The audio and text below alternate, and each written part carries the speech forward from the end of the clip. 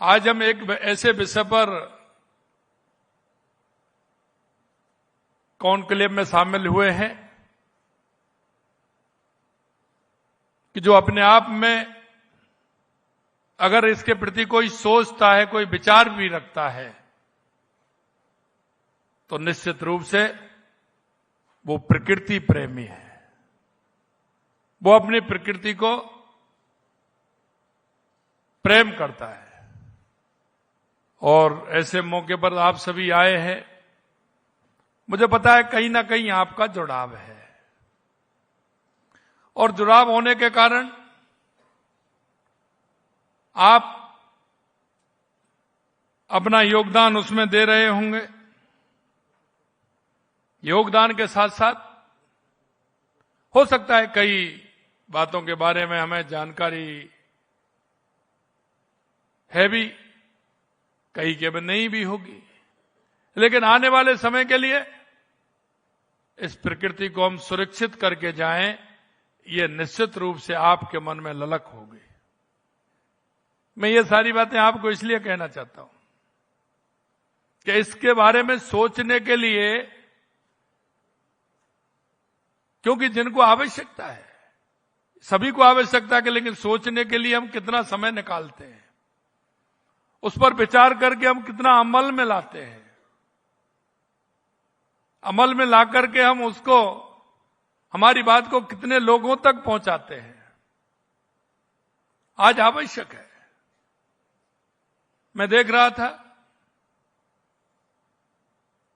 कि आप सभी लोग जिस तन्मयता के साथ आपने फिल्में भी देखी, और आप जब आनंद जी और जोगाराम जी बात रख रहे थे तो आप सुन रहे थे, इसलिए मैं आपके मन को भांप सकता हूं।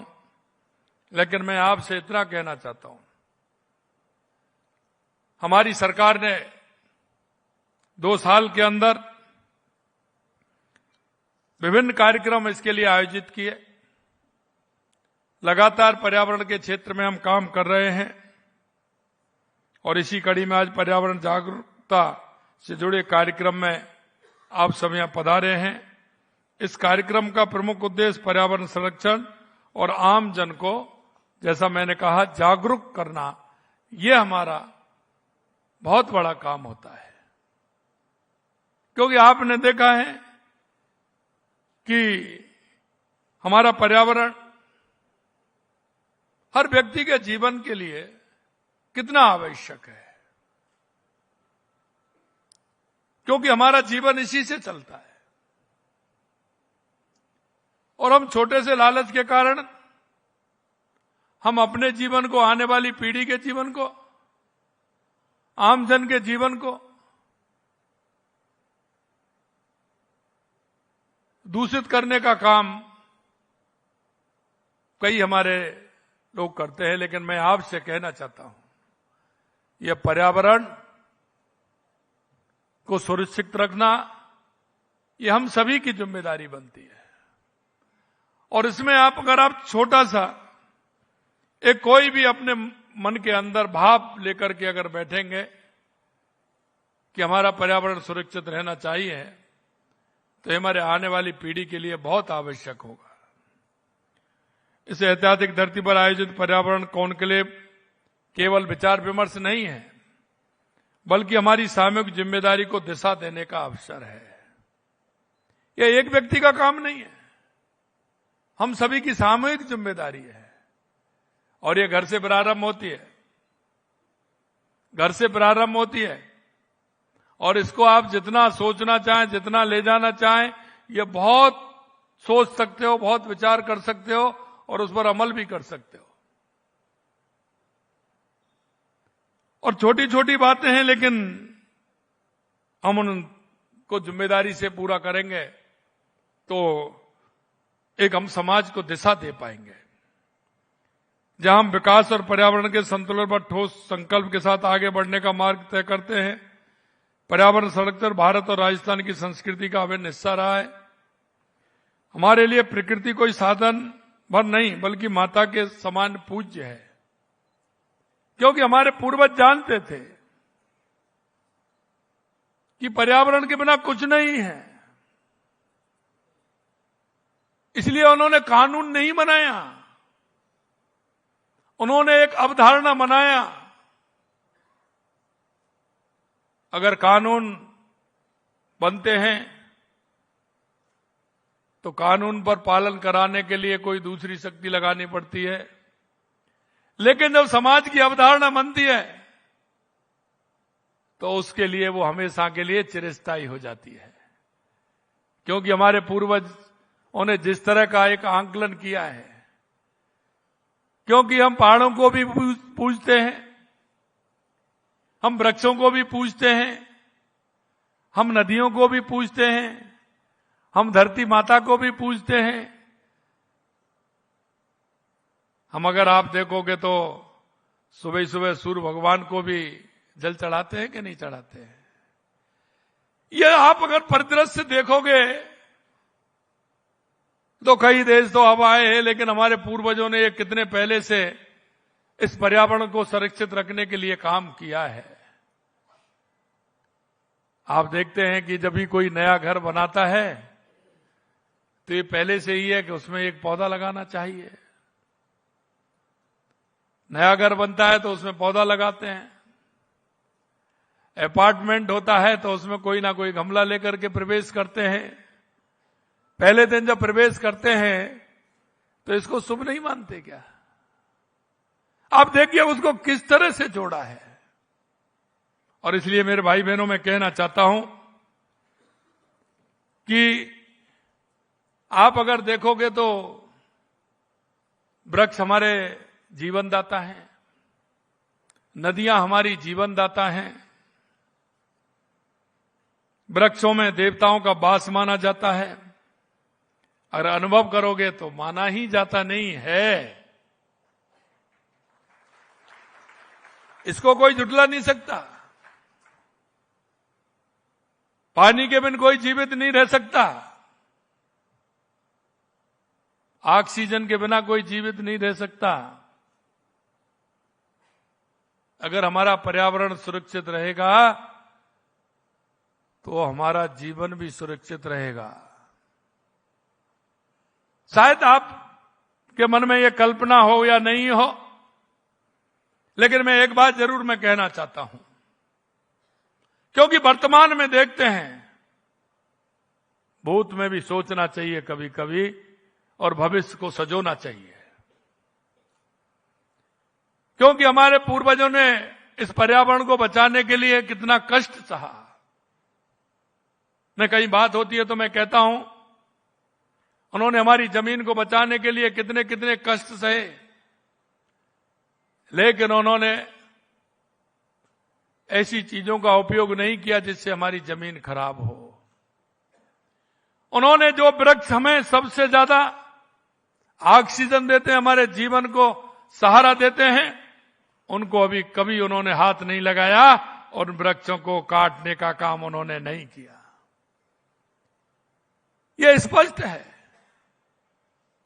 कि अगर इस समाज को चलाना है, आगे हमारे जीवन को चिरंजीवी बनाना है, आने वाली पीढ़ी को चिरंजीवी बनाना है, तो हमें आवश्यक रूप से इस पर विचार करना पड़ेगा।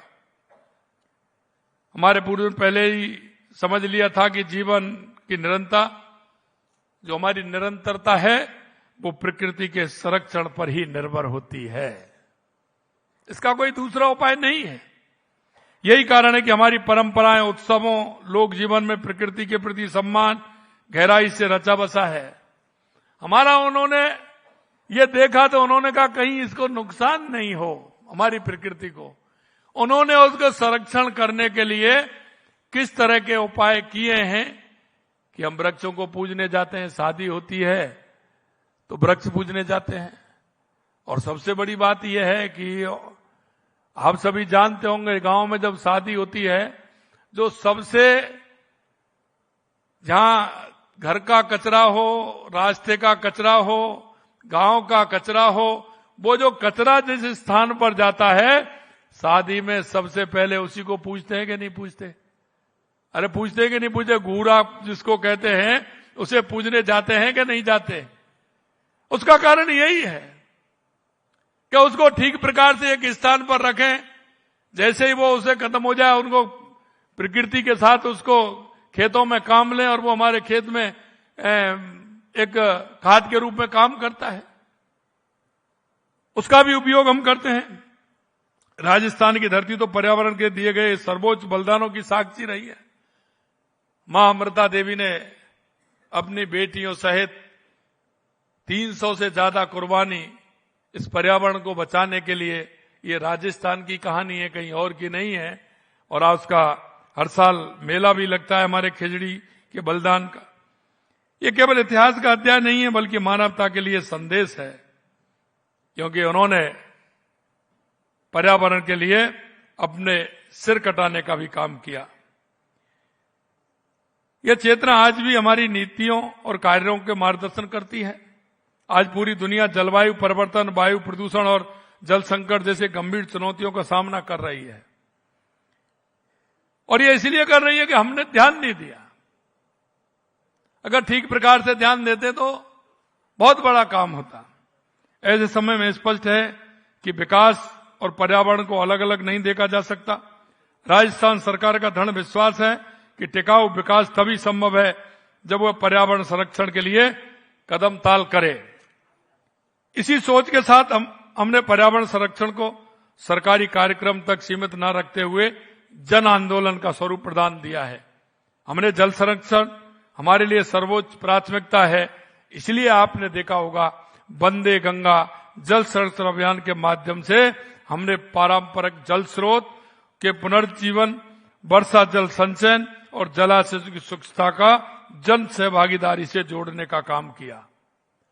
और मैं कह सकता हूं जो वंदे गंगा जल संरक्षण अभियान हमने लिया था वो राजस्थान के अंदर एक सफल अभियान साबित हुआ, जो हमारे गांव के तालाब से लेकर के, पोखरों से लेकर के हमारे जल संरक्षण के जितने भी हमारे निकट वो थे उनको संभाला, तो बारिश के बाद वो सभी के सब लबालब हो गए, सभी फुल हो गए। उसका लाभ हमारे राजस्थान को मिला। इसके साथ साथ जो हमने वृक्ष लगाए थे उन वृक्षों को भी वो जीवनदानी साबित हुए, क्योंकि अगर पानी में रुका तो वृक्षों को पानी भी मिला। और इसलिए मैं कह सकता हूं कि वो भी बहुत बड़ा पर्यावरण के क्षेत्र में काम किया। इस अभियान का उद्देश्य जल संरक्षण को सरकारी फाइलों से निकालकर जनता के जीवन का हिस्सा बनाना है, ताकि यह हर नागरिक जल के महत्व को समझे और उसके संरक्षण में सहभागिता निभाए। इसे हम अगर दूसरा हम काम लें तो जोगाराम जी चर्चा कर रहे थे, कर्म भूमि से मातृभूमि। राजस्थान के अंदर बहुत बड़ा काम हुआ है और यह सरकार ने नहीं किया, यह काम किया हमारे जो प्रवासी भाई जो हमारे राजस्थान से बाहर रहते हैं, कोई गुजरात के अंदर रहते हैं, महाराष्ट्र के अंदर रहते हैं, बंगाल के अंदर रहते हैं, तेलंगाना के अंदर रहते हैं, उन सभी भाइयों ने जुड़ करके, और इसमें धन्यवाद देना चाहूंगा मैं देश के यशस्वी प्रधानमंत्री नरेंद्र मोदी जी का, कि उनके विजन ने और हमारे जल शक्ति मंत्री CR पाटिल जी ने जो जिसको पूरी तरह से उनके नेतृत्व में यह आगे बढ़ा। और राजस्थान नहीं, इसमें हम सूरत के अंदर हम 4 प्रदेशों के मुख्यमंत्रियों को बुलाया गया, उनकी उन्होंने पूरी स्टडी की। दिल्ली के अंदर एक मीटिंग हुई, मेरे से उन्होंने कहा कि आपके यहां कर्म भूमि से मातृभूमि कार्यक्रम चलने वाला है। मैंने भी 2 मीटिंग जयपुर में करके फिर मैं सूरत गया। उन्होंने 40,000 गांव की सूची बना करके कि उनमें कहां आवश्यकता है जल संरक्षण के लिए वाटर रिचार्जिंग ट्यूबवेल लगाने की, उन्होंने पूरी स्टडी की और वो काम प्रारंभ कर दिया। ये बहुत बड़ी बात होती है, क्योंकि अगर हमारी जमीन में पानी होगा तो निश्चित रूप से हमारे वृक्षों की संख्या ज्यादा होगी, हमारे वृक्ष भी उसमें लगेंगे। हमारा पानी अंदर होगा तो समय पर उस पानी को हम उपयोग के लिए निकाल भी सकते हैं। हमारे इस तरह के स्ट्रक्चर उसमें बने, उन स्ट्रक्चरों को बनाने का काम किया। हमारे प्रवासी राजस्थानियों द्वारा कर्म भूमि से मातृभूमि अभियान के तहत लगभग 16,000 से अधिक ग्राउंड वाटर हार्वेस्टिंग स्ट्रक्चर बनाए गए। और हमारे छोटे छोटे जो हम बनाते हैं जिससे वाटर रिचार्ज होता है, ऐसे तो काफी बनाए गए थे, 2-2.5 लाख के लगभग बनाए गए, जिनको एनीकट के माध्यम से उनको छोटे छोटे गड्ढा खोद करके उनमें भाटा डाल करके जिससे वो पानी उनको रिचार्ज करने से काफी कुछ बनाए गए।